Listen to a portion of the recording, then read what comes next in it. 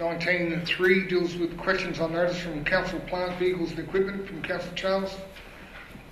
Question on notice from Councillor Charles regarding the Council Plant, Vehicles and Equipment and the answers there to be received.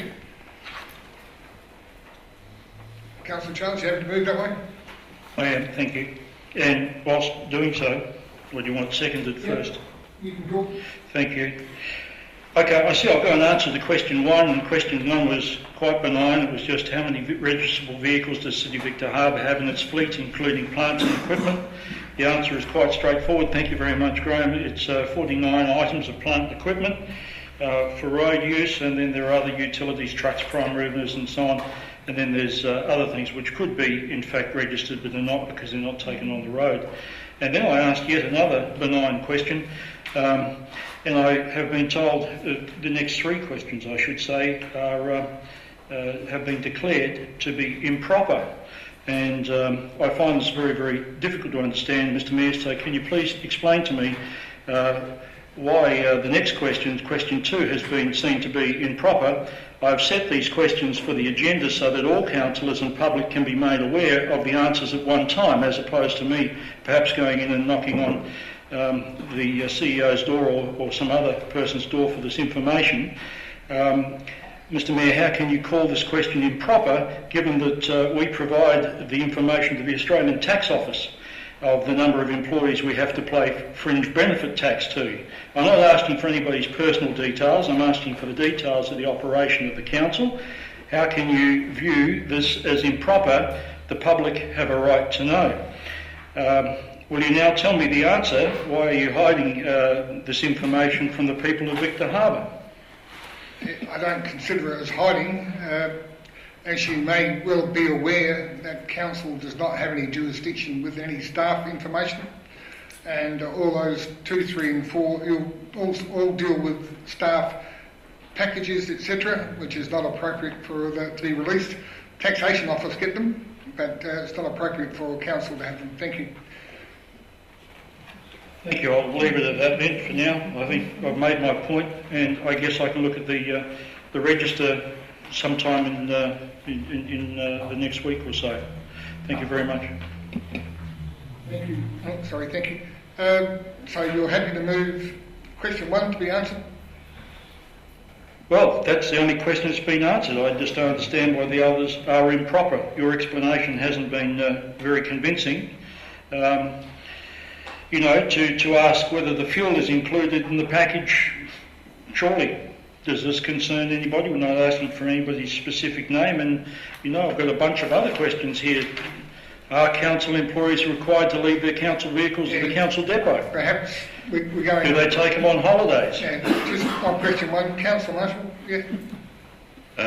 Well, you might be interested, Mr Mayor, to know that Alexandrina Council publishes on its website all the staff members, how much they get paid, and they put the position down there and how much these people get paid.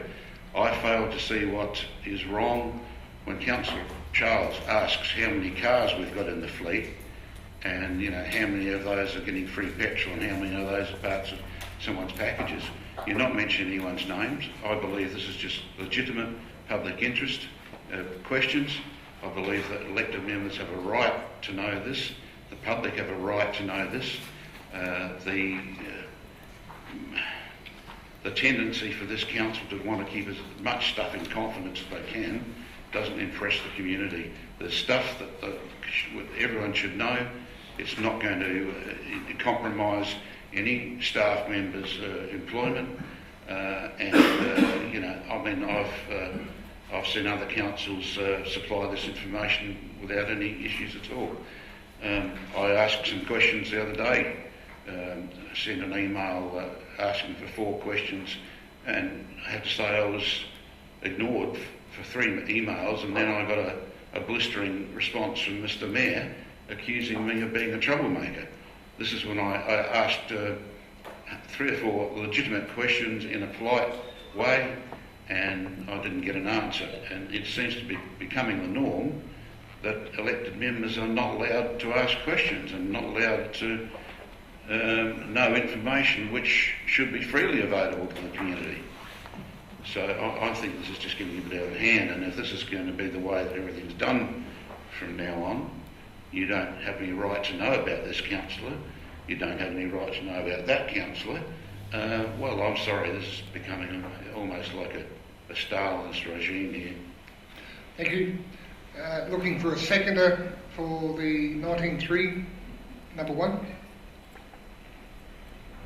Councillor Hales, thank you. Any further discussion? You'll close the debate. Yes, Councillor Charles. Thank you. I just draw your attention to the guiding principles. Open, transparent and informed decision making. Procedures should encourage appropriate community participation in the affairs of council. Procedures should be sufficiently certain to give the community, the decision makers, confidence in the deliberations undertaken at the meeting.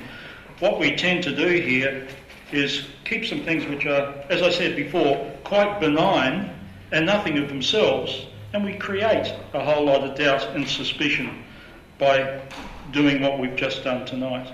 So I thank you very much for maintaining that. It's just part of the image of the council, which we love. Yeah, thank you, Councillor Charles. No further discussion. All those in favour? All those in favour again? Those against? That's carried. Thank you.